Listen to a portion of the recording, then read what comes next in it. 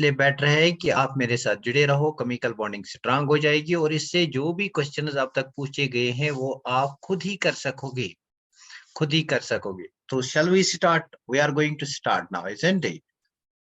We are going to start now. So hi everyone, welcome to the YouTube channel of ChemLover. So today we are going to discuss a new chapter from chemistry, that's chemical bonding. This will be lecture 01. इस lecture में हम discuss करेंगे introduction, हम देखेंगे कौन कौन से topics हम डिस्कस करेंगे और ये भी देखेंगे why a chemical bond is form. तो रीजन देखेंगे केमिकल बॉन्ड क्यों बनता है,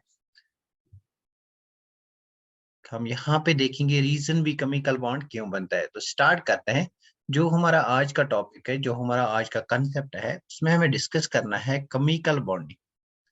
केमिकल बॉन्डिंग तो बहुत ही इंपॉर्टेंट कंसेप्ट है, केमिकल बॉन्डिंग बहुत ही इंपॉर्टेंट चैप्टर है। तो अगर हम इसके कॉम्पिटिटिव एग्जाम लेवल की बात करेंगे तो 2 or 3 questions are asked from this question, this concept 2 or 3 questions. तो 2 या 3 क्वेश्चंस इस कंसेप्ट से आते हैं, isn't it?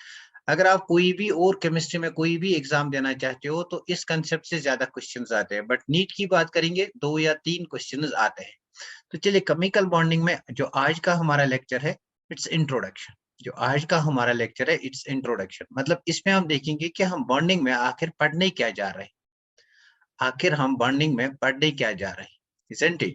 तो सबसे पहले हम बॉन्डिंग में पढ़ेंगे क्या, हम पढ़ेंगे बॉन्डिंग में पहले बॉन्ड क्यों बनता है, why a bond is formed, why bond is formed, why chemical bond is formed।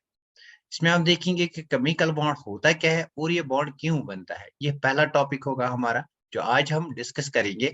उसके बाद हम इसमें पढ़ेंगे टाइप्स ऑफ बॉन्ड्स, कौन कौन से टाइप्स ऑफ बॉन्ड्स होते हैं, टाइप्स ऑफ बॉन्ड्स ये भी आज ही हम कंप्लीट करेंगे, टाइप्स ऑफ बॉन्ड्स। फिर उसके बाद हम लेविस थ्योरी पढ़ेंगे, लेविस कोसल अप्रोच भी इसको कहते हैं, Lewis Kossel approach, Lewis Kossel approach ये भी हम इसके बाद पढ़ेंगे। और उसके बाद हम ओवरलैपिंग कंसेप्ट पढ़ेंगे, ओवरलैपिंग कंसेप्ट।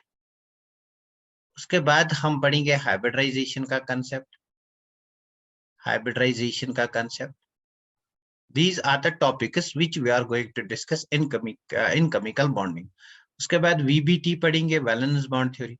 उसके बाद हमारा आएगा valence shell electron pair repulsion theory, electron pair repulsion theory जिसको वेस्पर थ्योरी कहते हैं, valence shell electron pair repulsion theory, VSEPR theory है ना। VBT पढ़ेंगे, valence shell electron pair repulsion theory पढ़ेंगे। उसके बाद जो हमारे पास टॉपिक्स आते हैं वो मैं यहाँ पे डिस्कस करूंगा, क्या क्या टॉपिक्स आते हैं, क्या क्या डिस्कस करना है। उसके बाद हमें डिस्कस करना है फजान्स रूल्स, बहुत ही इंपॉर्टेंट है फजान्स रूल्स। तो उसके बाद हम डिस्कस करेंगे फजान्स रूल के बाद डाइपोल मोमेंट भी डिस्कस करना है, dipole moment it's again very very important. उसके बाद हमें डिस्कस करना है कि हाइड्रोजन बॉन्ड भी डिस्कस करना है, हाइड्रोजन बॉन्डिंग भी डिस्कस करनी है। फजान्स रूल के साथ साथ हम आयोनिक बॉन्ड भी डिस्कस करेंगे, आयोनिक बॉन्ड भी डिस्कस करेंगे। और जो एक्स्ट्रा टॉपिक्स हैं जो हमें यहाँ पे डिस्कस करने हैं वो मैं यहाँ पे आपको बताऊंगा, जो बहुत ही इंपॉर्टेंट है, जो मैं एक्स्ट्रा टॉपिक्स आपको देना चाहता हूँ वो है हमारा बेंटर रूल, बेंटर रूल और Drago rule, Drago rule, Bent's rule and Drago rule they are again important. हाँ एमओटी, एमओटी भी हमें डिस्कस करने हैं, भूल गया था मैं एमओटी को, बहुत ही इंपॉर्टेंट है, हर साल क्वेश्चन आता है एमओटी से, है ना। एमओटी डिस्कस करना है। उसके बाद और हमारे पास कुछ टॉपिक्स रहते हैं, छोटे छोटे टॉपिक्स, लाइट्स एनर्जी,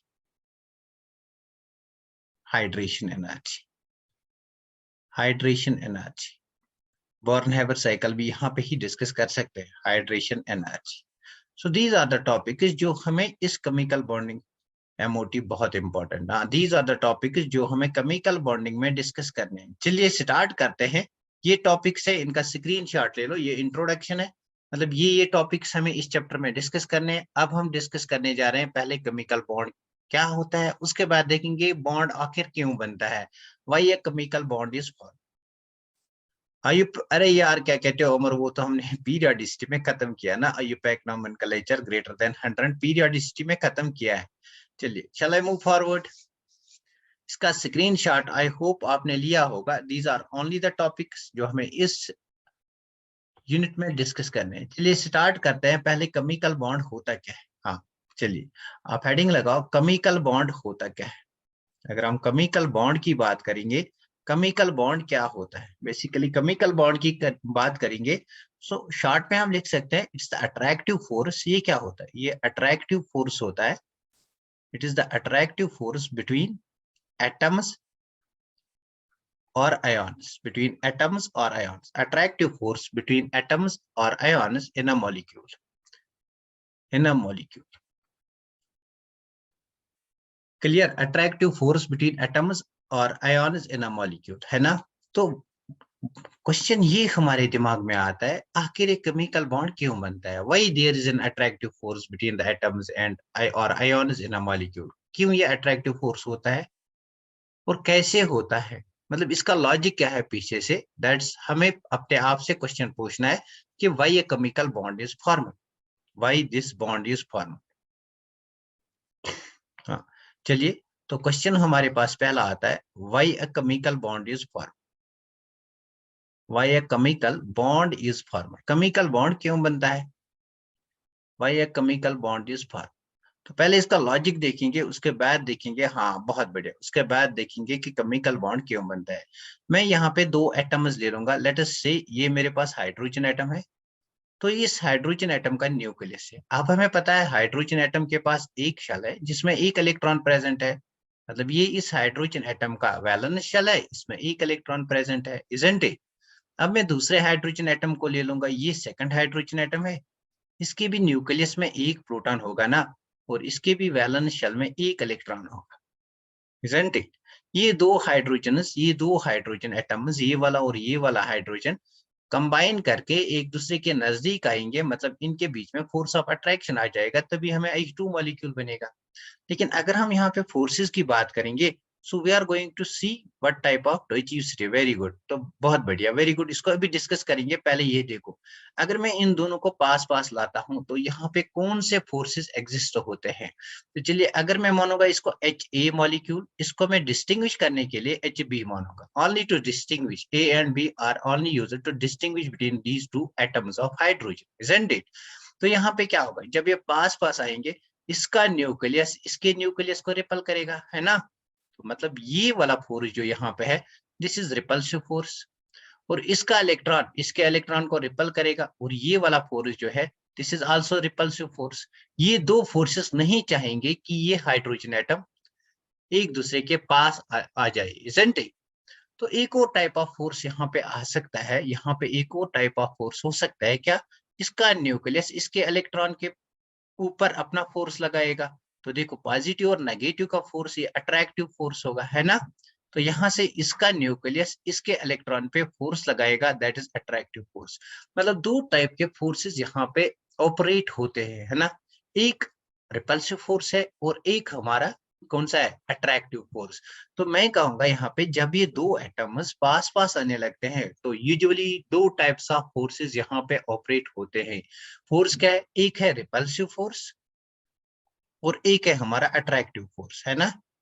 एक है अट्रैक्टिव फोर्स और एक है रिपल्सिव फोर्स। तो दो टाइप्स ऑफ फोर्सेस यहाँ पे ऑपरेट होते हैं।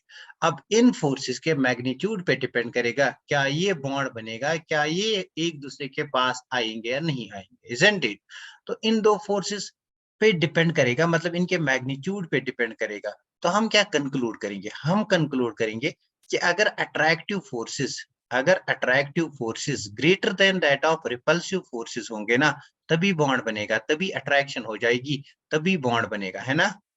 बता, ये बात सबको क्लियर हुई कि बॉन्ड कब बनेगा, जब attractive forces greater than that of repulsive forces होंगे इन अ मॉलिक्यूल। जब एटम्स आपस में कंबाइन हो जाएंगे, आयन्स आपस में कंबाइन हो जाएंगे, तो उनके बीच में अगर अट्रैक्टिव फोर्सेस ज्यादा होंगे तभी वो एक दूसरे के पास आएंगे, है ना। अगर रिपल्सिव फोर्सेस ज्यादा होंगे तब तो दूर भागेंगे ना, दूर भागेंगे तो बॉन्ड नहीं बनेगा, है ना। हाँ, ये बात सबको क्लियर हुई, वेरी गुड, वेरी नाइस। सबको क्लियर हुई ये बात यहाँ तक। ये बेसिक फंडा है कि एटम्स के बीच में कौन सा फोर्स एग्जिस्ट होता है ना, ये बेसिक फंडा है ना। अब हमारा जो क्वेश्चन है, why a bond is form. अब देखो, हमारे पास हाइड्रोजन एटम था, हमारे पास ये वाला हाइड्रोजन एटम था, क्या मजबूरी पड़ी इस हाइड्रोजन एटम को इस हाइड्रोजन एटम के साथ कंबाइन होने की और फॉर्मेशन ऑफ मॉलिक्यूल की। तो यहाँ से एक लॉजिक हमारे दिमाग में आता है क्या, कि ये मॉलिक्यूल तभी बनेगा जब ये ज्यादा स्टेबल होगा compare to that of atoms, isn't it. तो हम ये कंक्लूड करेंगे attractive forces must be greater than, हाँ। तो हम क्या कंक्लूड करेंगे, we are going to conclude कि जो एटम्स होते हैं, एटम्स उतने स्टेबल नहीं होते compare to that of molecules, तभी एटम्स कंबाइन होके मॉलिक्यूल बनाएंगे, इजंट इट। तो बॉन्ड क्यों बनेगा, because atoms are not as stable as that of molecule. या हम ये बात कहेंगे कि एटम्स की एनर्जी ज्यादा होती है इसलिए मॉलिक्यूल बनाते हैं, मॉलिक्यूल की एनर्जी कम होती है। जब भी एनर्जी कम होगी तभी तो बॉन्ड बनेगा ना, है ना, तभी बॉन्ड बनेगा ना। तो पहला पॉइंट हमारा इस कंसेप्ट पे आएगा कि एटम्स की एनर्जी, एटम्स की energy, atoms have greater energy than that of molecule, greater energy than that of molecule, than that of molecule formed, than that of molecule formed, than that of molecule। मतलब अगर atoms की energy ज्यादा है, energy ज्यादा है तो attraction करेंगे, तो बॉन्ड बनाएंगे, so that they will become stable. Stability के लिए उनकी एनर्जी कम होनी चाहिए, सो दैट्स व्हाई मॉलिक्यूल के केस में एनर्जी कम होती है। क्लियर हुई बात।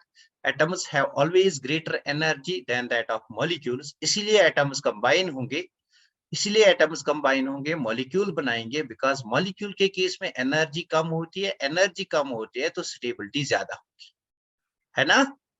बता, ये बात क्लियर हुई। ये पहला इंपॉर्टेंट पॉइंट है कि बॉन्ड क्यों बनता है, एटम्स आखिर क्यों कंबाइन होते हैं, आखिर ये एटम्स क्यों कंबाइन होते हैं। तो रीजन क्या लिखेंगे कि एटम्स की जो एनर्जी होती है वो ज्यादा होती है compare to that of molecule. So in order to minimise their energy, in order to become more stable, they form a bond. ये बात क्लियर हुई। तो इसका मतलब, ये इसका मतलब क्या है, इसका मतलब है इन मिनिमम इन ऑर्डर, इसका मतलब ये है कि जब एटम्स कंबाइन होते हैं दे मिनिमाइज एनर्जी, मतलब दे मिनिमाइज एनर्जी। अरे यार, when atoms combine together to form molecule, तो एनर्जी क्या होती है, एनर्जी मिनिमाइज होती है। एनर्जी मिनिमाइज का मतलब क्या है कि स्टेबिलिटी आती है, इजंट इट। तो लास्ट पे हम क्या कंक्लूड करेंगे कि एटम्स कंबाइंड या chemical bond is formed in order to achieve this stability, isn't it. So we can conclude that a chemical bond is formed in order to achieve stability. Why a bond is formed? To achieve stability. ये second factor बनेगा, to achieve stability। तो ये stability कैसे आएगी, in order to achieve stability. अब ये stability कैसे आएगी, जब एनर्जी डिक्रीज होगी। यहाँ पे कौन सी एनर्जी की बात करेंगे, यहाँ पे हम पोटेंशियल एनर्जी की बात करेंगे। तो जब भी बॉन्ड बनेगा पोटेंशियल एनर्जी डिक्रीज होगा, पोटेंशियल एनर्जी मिनिमम होगा। क्लियर, वेरी गुड इन, हाँ, वेरी नाइस। तो बताइए मुझे, जब भी बॉन्ड बनेगा स्टेबिलिटी इंक्रीज हो जाएगी, स्टेबिलिटी इंक्रीज हो जाएगी का मतलब क्या है कि एनर्जी डिक्रीज हो जाएगी। कौन सी एनर्जी डिक्रीज हो जाएगी, पोटेंशियल एनर्जी डिक्रीज हो जाएगी। जब भी किसी सिस्टम में पोटेंशियल एनर्जी डिक्रीज होगी तब वो ज्यादा स्टेबल होगा। तो कैसे आप इसको रिलेट कर सकोगे डे टू डे लाइफ में, तो ऐसे रिलेट करो। देखो, ये हमारे पास एक सर्कल है, इस सर्कल में फॉर एग्जाम्पल मैं यहाँ पे बॉल रखूंगा, है ना।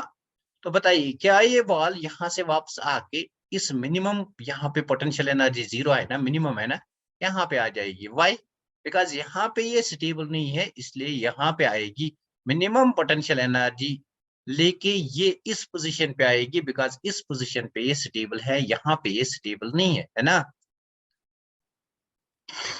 अरे यार, जिस भी सिस्टम में एनर्जी डिक्रीज होगी ना, एनर्जी रिलीज होगी, तभी तो स्टेबिलिटी आती है ना। थर्मोडायनामिक्स में सीखा है ना कि डेल्टा एच जहां भी नेगेटिव आएगा प्रोसेस स्पॉन्टेनियस होगा, प्रोसेस स्पॉन्टेनियस होगा तो फॉरवर्ड रिएक्शन होगा, मतलब तभी तो रिएक्शन पॉसिबल है, तभी तो एटम्स कंबाइन हो जाएंगे जब उनकी एनर्जी रिलीज होगी, जब उनकी एनर्जी कम होगी तभी स्टेबिलिटी आएगी। उमर क्लियर हुआ, उमर बात क्लियर हुई, इसको नोट डाउन करो, आगे चलते हैं, है ना। तो इसके लिए हमारे पास, हाँ, तो इसके लिए हमारे पास बेसिकली टेक्स्ट में एक ग्राफ दिया गया है, उस ग्राफ को, एक ग्राफ दिया गया है, उस ग्राफ को देखते हैं। तो चलिए, मैंने यहाँ तक क्या कहा कि पोटेंशियल एनर्जी जो है, पोटेंशियल एनर्जी कम होनी चाहिए। उससे क्या होगा, उससे स्टेबिलिटी बढ़ेगी, उससे स्टेबिलिटी बढ़ेगी। स्टेबिलिटी बढ़ेगी तो क्या होगा, तो बॉन्ड बनेगा, बॉन्ड इज फॉर्म्ड। तो जब भी बॉन्ड बनेगा तो क्या होगा, स्टेबिलिटी बढ़ेगी, एनर्जी कम होगी, पोटेंशियल एनर्जी कम होगी। और ये कंडीशन कब अराइज होगी, जब हमारा attractive force F attractive it will be greater than that of F repulsive, है ना। ये कंडीशन तभी पॉसिबल है जब F attractive is greater than that of F repulsive, तभी ये कंडीशन पॉसिबल है। अब इसके लिए टेक्स्ट में एक ग्राफ दिया गया है, तो उस ग्राफ को यहाँ पे बनाने की कोशिश करूंगा और मैं समझाने की कोशिश करूंगा। तो देखो इस ग्राफ में यहां से हमने लिया है पोटेंशियल एनर्जी, क्या लिया है, पोटेंशियल एनर्जी। देखो इस तरफ हमारा पोटेंशियल एनर्जी इंक्रीज होता है, इस तरफ हमारा पोटेंशियल एनर्जी इंक्रीज होता है, और यहाँ पोटेंशियल एनर्जी डिक्रीज होगा, है ना।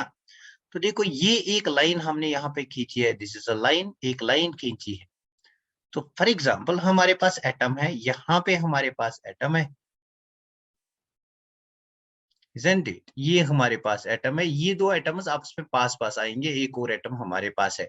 तो देखो पहले क्या होगा, ये हाइड्रोजन एटम एक है, ये हाइड्रोजन एटम एक है, इन दो हाइड्रोजन एटम्स को हमने बहुत दूर दूर रखा, isn't it? अब क्या होगा, केमिकल बॉन्ड बनाने के लिए इनको एक दूसरे के नजदीक आना पड़ेगा, नजदीक आना पड़ेगा तो क्या होगा, तो अट्रैक्टिव फोर्स इनमें एग्जिस्ट हो जाएगा, अट्रैक्टिव फोर्स एग्जिस्ट हो जाएगा तो पोटेंशियल एनर्जी क्या हो जाएगी, डिक्रीज। मतलब क्या होगा, जब ये थोड़े पास पास आएंगे, तो मैं कोई और पेन लेता हूं, जब ये थोड़े पास पास आएंगे तो इनकी पोटेंशियल एनर्जी डिक्रीज हो जाएगी, isn't it?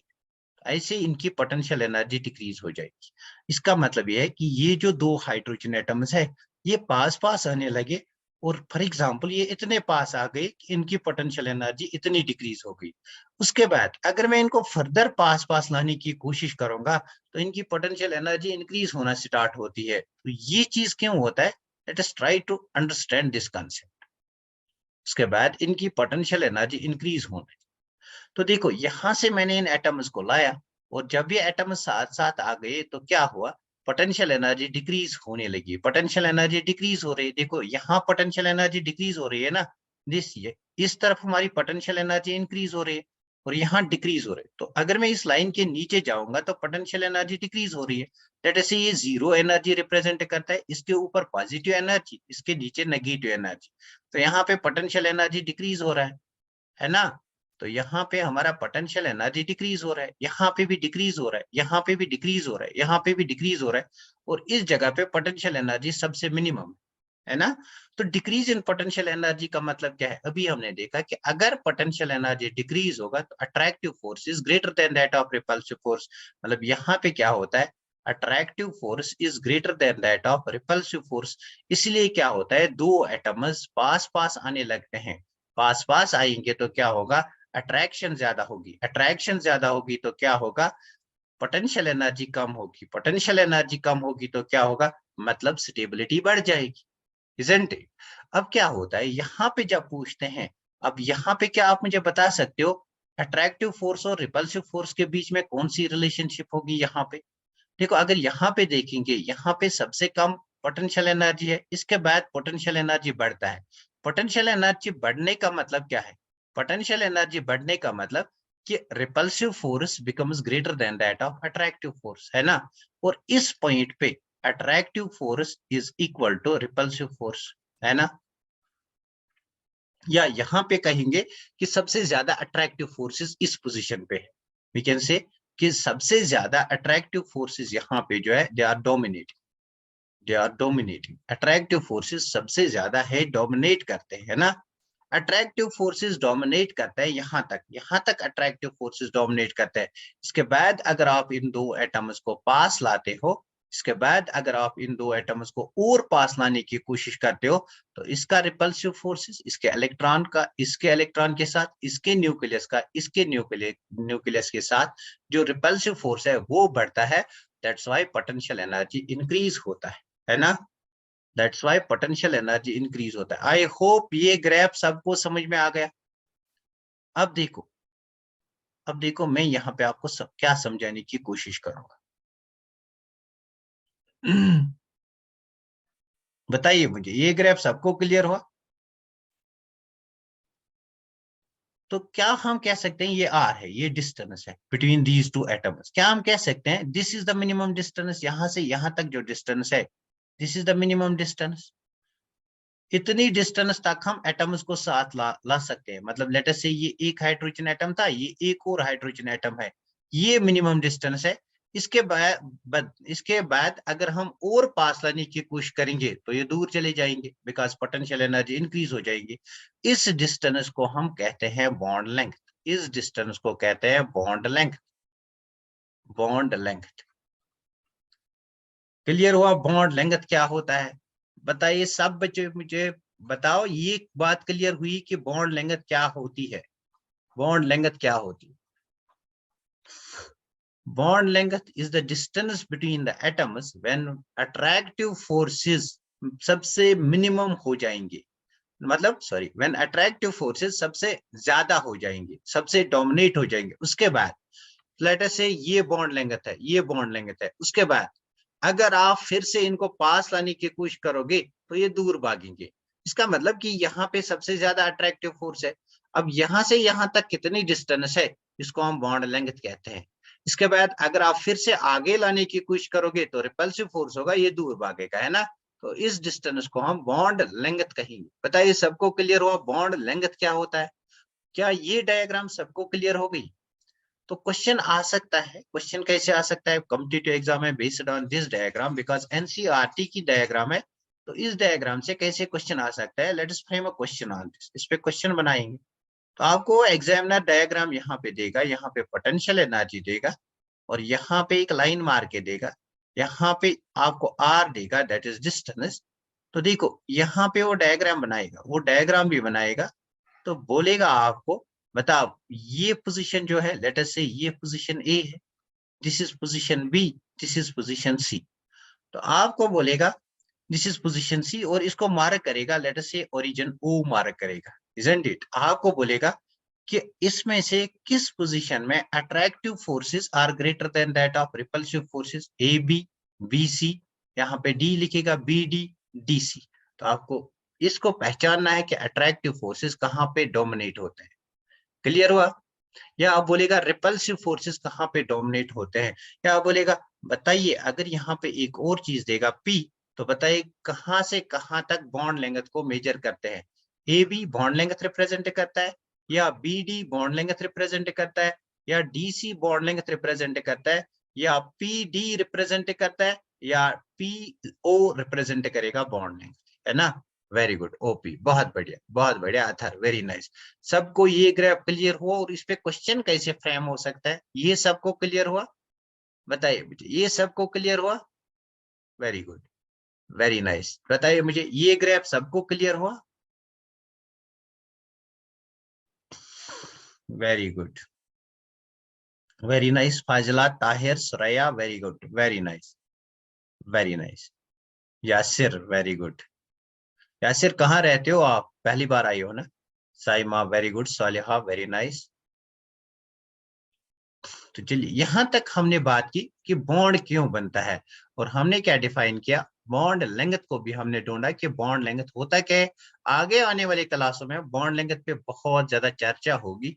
अभी हम सिर्फ ये देखा हमने कि बॉन्ड लेंथ होता क्या है, लिलम से, हाँ जी चलिए ठीक है। तो अभी हमने क्या देखा कि बॉन्ड लेंथ होता क्या है ना। चलिए बॉन्ड लेंथ को पहले डिफाइन करेंगे, लेकिन इसके ऊपर अलग से हमारा एक लेक्चर आएगा आगे। क्या मैं आगे चलूं, यहाँ तक सबने नोट किया? सबने नोट किया यहाँ तक? देखो यहाँ पे सबसे ज्यादा सबसे कम पोटेंशियल एनर्जी है ना, जहां पे सबसे कम पोटेंशियल एनर्जी वहां पे stability. Very good Rafida, very nice. तो चलिए आगे चलते हैं, बॉन्ड लेंथ को पहले डिफाइन करते हैं, लेकिन इस पे अलग हमारा लेक्चर आएगा। बॉन्ड लेंथ पे पहले इसकी डेफिनेशन लिखते हैं, लेकिन इस पे अलग हमारा एक लेक्चर आएगा अलग से। अच्छा डन, वेरी गुड। तो बॉन्ड लेंथ क्या होता है? It is the minimum distance between two atoms in a molecule, है ना। It's the minimum distance between two atoms in a molecule. Minimum distance between two atoms in a molecule. उसके बाद अगर और पास लाएंगे तो क्या होगा, मॉलिक्यूल दूर दूर भागेंगे, है ना, मॉलिक्यूल फिर दूर दूर भागेंगे। उसके बाद एक और चीज डिफाइन करेंगे, दैट इज बॉन्ड एनर्जी। ये भी अलग कंसेप्ट होगा इसी यूनिट में, बॉन्ड एनर्जी। तो देखो हमने दो एटम्स लिए, ये हमारे पास दो एटम्स है, चलो ये इनकी मिनिमम डिस्टेंस है, तो इस डिस्टेंस को मैं क्या मानूंगा, ये हमारे पास बॉन्ड लेंथ है, ये बॉन्ड लेंथ है। ये कहां से बन गया, ये हमारा बन गया जब हमने ए एटम को ए एटम से मिलाया, तब हमारे पास ए टाइप ऑफ मॉलिक्यूल बन गया, है ना। तो कितनी अमाउंट, ये एटम है ना, बताइए एनर्जी किसकी ज्यादा होगी, एटम की या मॉलिक्यूल की, इसकी एनर्जी कम होगी, इसकी एनर्जी जो होगी इसकी लो एनर्जी होगी, और इन एटम्स की एनर्जी जो होगी दैट्स हाई। तो क्या होगा, जब ये एटम्स कंबाइन होंगे और जब ये बनाएंगे मॉलिक्यूल, तो एनर्जी रिलीज होगी ना, एनर्जी रिलीज होगी।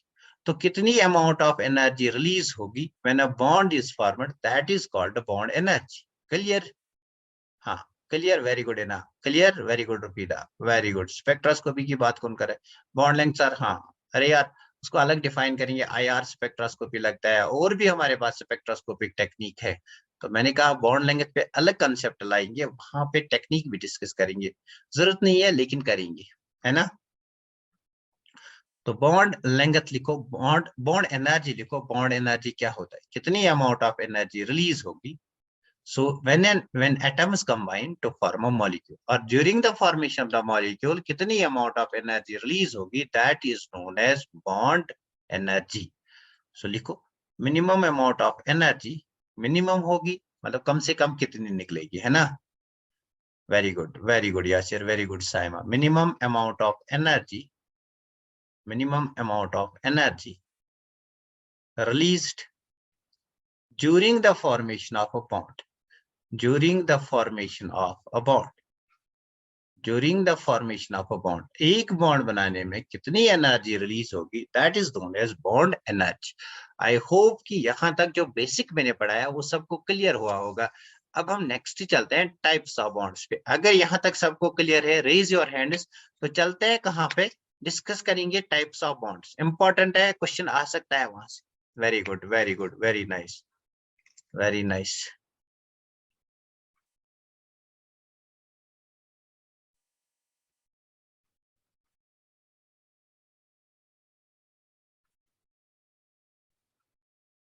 चलिए, चलो फिर ठीक है, हेडिंग लगाओ टाइप्स ऑफ बॉन्ड्स,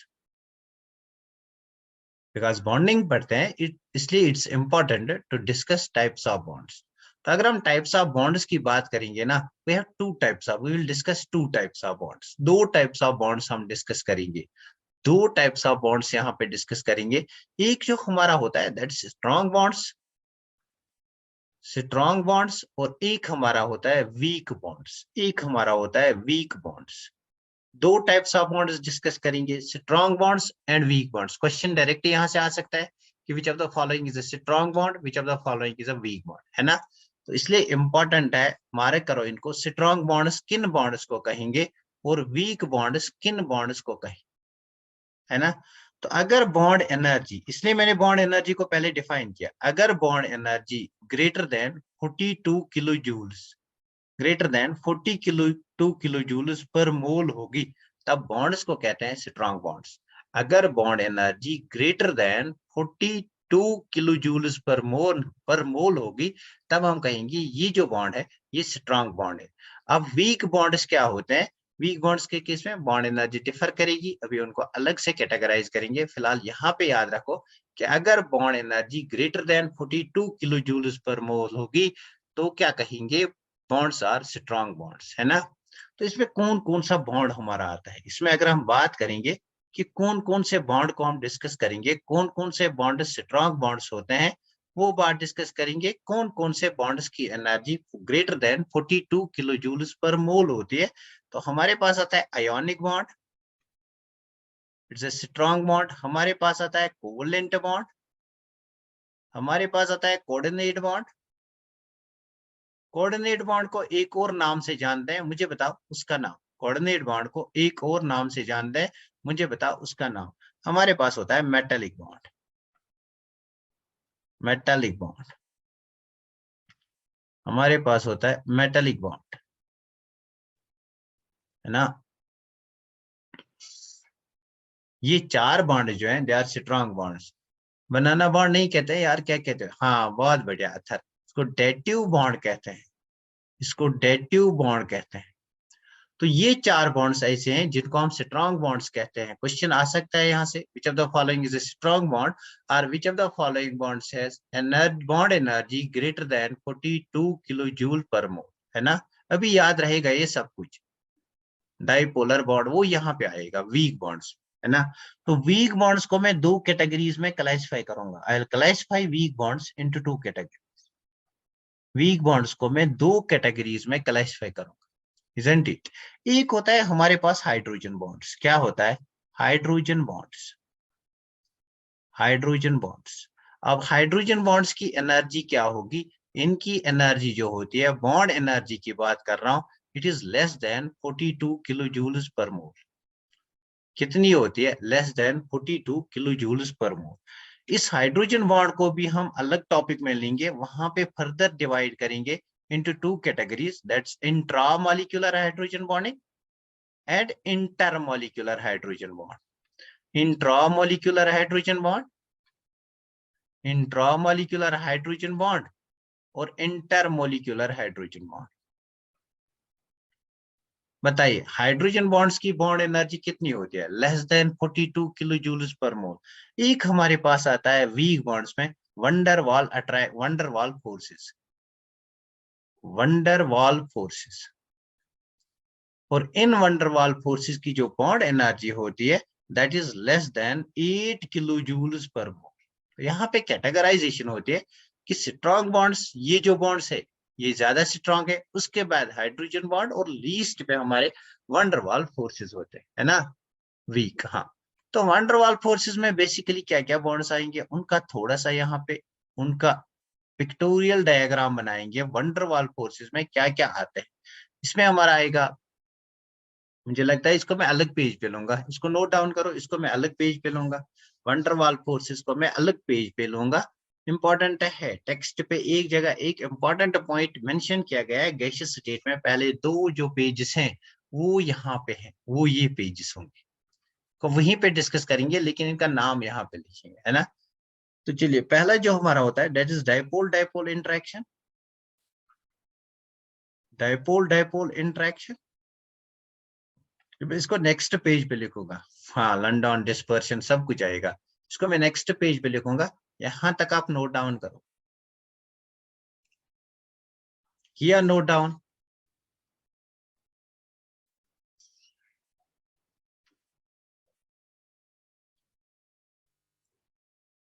हाँ, चलिए चलिए वंडरवाल फोर्सेस को डिस्कस करेंगे।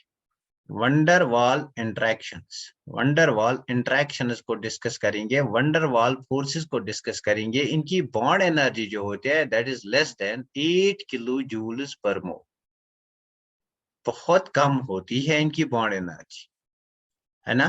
तो चलिए, इसमें कौन कौन से हमारे टाइप्स आते हैं, इसमें क्या क्या हमें डिस्कस करना होता है, इसमें क्या क्या डिस्कस करना होता है वो डिस्कस करिए। तो पहला हमारे पास इसमें आता है dipole dipole interaction, dipole dipole interaction. अब ये क्या होता है इसको अलग से डिस्कस करेंगे, नेक्स्ट यूनिट में इसका डिस्कशन करना है ना। इनको कहते हैं Keesom forces, Keesom forces. Dipole dipole interaction को कहते हैं कीजाम फोर्सेस। क्या कहते हैं? Keesom forces. आपको एक बार फिर 5 मिनट के लिए ज्वाइन करना पड़ेगा। Are you ready? अदरवाइज इसको मैं कल लेता हूँ फिर।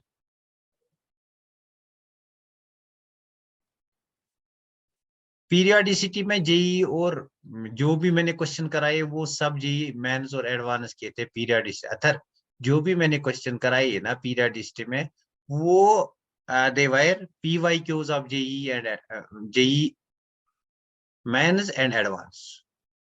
क्या बोलते हो, नहीं कराते? हाँ, वो तो नीट के नहीं थे ना। पीरियडिसिटी में हमने हाई लेवल के क्वेश्चन इसलिए किए बिकॉज नीट के इजी आते हैं कंपेरेटिवली जेई। तो देखिए, इनको कहते हैं कीजाम फोर्सेस। क्या कहते हैं? Keesom forces. उसके बाद होता है dipole induced dipole, dipole induced dipole, dipole induced dipole interaction, इसको कहते हैं डाइपोल इंड्यूस। इसका क्या नाम होता है? इनको डेबे फोर्सेस कहते हैं, डेबे फोर्सेस। डाइपोल इंड्यूस्ड डाइपोल को क्या कहते हैं? इनको डेबे फोर्सेस कहते हैं, है ना। उसके बाद इंड्यूस्ड डाइपोल, इंड्यूस्ड डाइपोल, उसके बाद इंड्यूस्ड डाइपोल, उसके बाद induced dipole, induced dipole, induced dipole, induced dipole interaction जो होती है, इनको कहते हैं लंदन फोर्सेस, इनको कहते हैं लंदन फोर्सेस और डिस्पर्शन फोर्सेस, इन्हीं को डिस्पर्शन फोर्सेस भी कहा जाता है। क्लियर? उसके बाद हमारा आता है आयन डाइपोल इंटरेक्शंस। क्या आता है?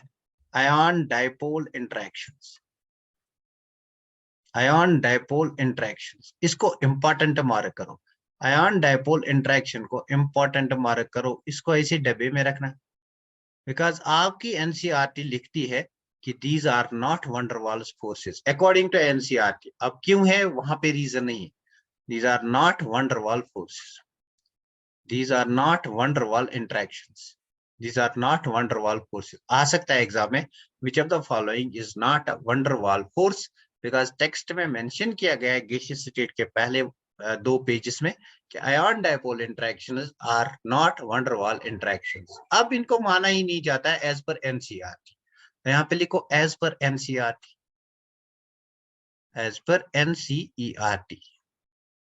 ठीक, तो यहाँ पे क्वेश्चन क्या आ सकता है? अगर क्वेश्चन बनाएंगे विच among the following, which among the following are not van der Waal forces, are not van der Waal forces, है ना, ये आ सकता है। तो हमारे पास ए ऑप्शन जो होगा दैट्स कीजम फोर्सेस, हमारे पास बी ऑप्शन जो होगा दैट इज डेबे फोर्सेस, हमारे पास सी ऑप्शन जो होगा दैट इज लंदन फोर्सेस, और हमारे पास डी ऑप्शन जो होगा that is ion dipole interactions. बताइए इस क्वेश्चन का आंसर क्या आएगा? इसका आंसर डी आएगा। वेरी गुड, बहुत बढ़िया, इसका आंसर डी आएगा। उसके बाद एक और हमारे पास होता है, हाँ very good, very good, very nice, Amar, Athar, Tahir, Saima, Rafida, Bazila, very nice. तो सब बच्चों ने करेक्ट आंसर दे दिया। एक और हमारे पास होता है van der Waal इंटरेक्शंस में एक और फोर्स होता है that is known as ion, ion induced, ion induced dipole interaction, ion induced dipole interaction.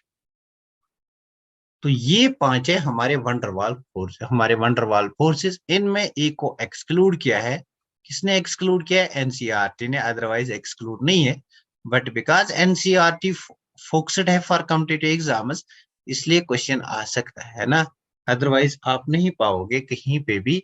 मतलब यूजुअली आप रेफरेंस बुक, उसमें जो भी रेफरेंस बुक है चाहे वो कोई भी फॉरेन हो, आप नहीं पाओगे कि ion dipole interactions are not van der Waal interactions. तो दैट्स व्हाई मैंने यहाँ पे लिखा एज पर एनसीईआरटी, है ना। क्लियर हुई बात? चलिए इसको अब सम अप करते हैं लास्ट पे, इसको नोट डाउन करो जल्दी से, सम अप करते हैं इसका। क्लियर, सबको क्लियर? मजा आया बॉन्डिंग में?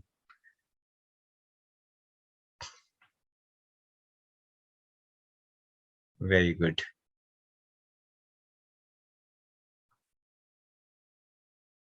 हाँ जी, हाँ जी, amazing, very good, thank you. अगर आपको अमेजिंग लगता है,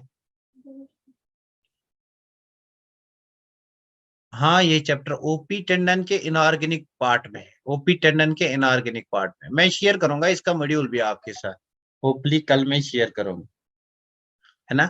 चलिए अब मैं आपको, इनऑर्गेनिक में होगा ना, फिजिकल में कहाँ होगा यार, ओपी टेंडन के इनऑर्गेनिक में होगा। चलिए ये हमारे पास, मैं कोई और पिंक यहाँ पे लूंगा, ये मेरे पास एक, ये मैं एक यहाँ पे लाइन खींचूंगा, एक लाइन खींचूंगा मैं यहाँ पे,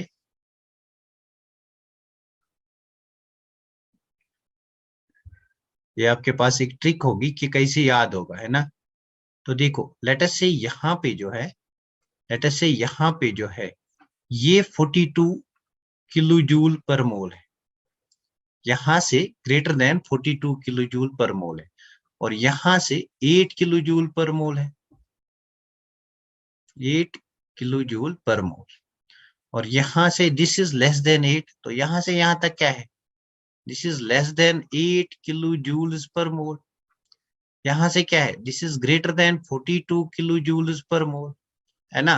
अगर ग्रेटर देन होगा तो ये क्या है, ये स्ट्रॉन्ग बॉन्ड है।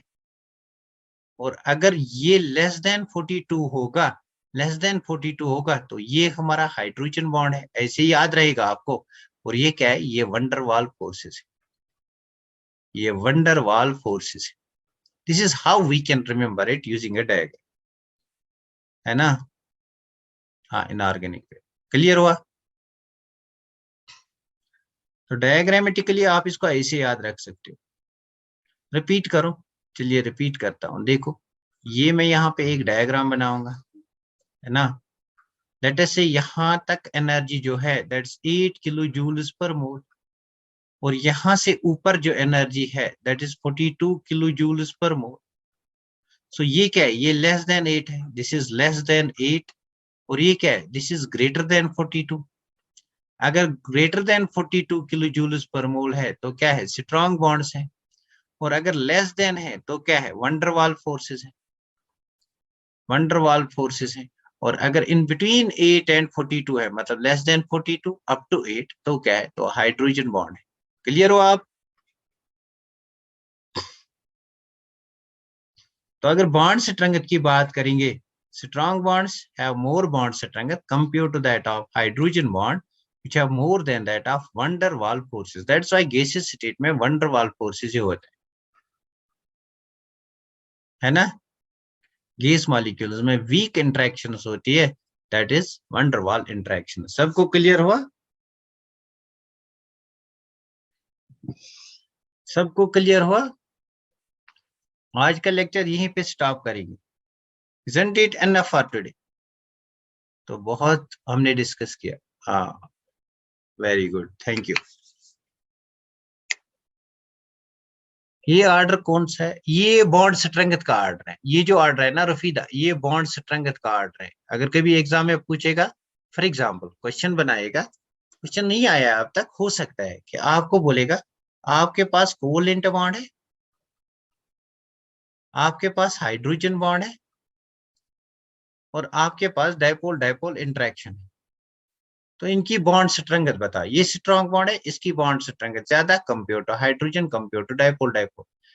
या आपको 3 मॉलिक्यूल देगा, 3 मॉलिक्यूल देगा, बोलेगा इनकी बॉन्ड स्ट्रेंथ बता। तो पहले क्या देखोगे आप, किसमें कोवलेंट बॉन्ड है, या आयोनिक बॉन्ड है, या मेटेलिक बॉन्ड है। फिर किसमें हाइड्रोजन बॉन्ड है, किसमें डाइपोल डाइपोल इंटरेक्शन है। अच्छा, रिपीट करना है,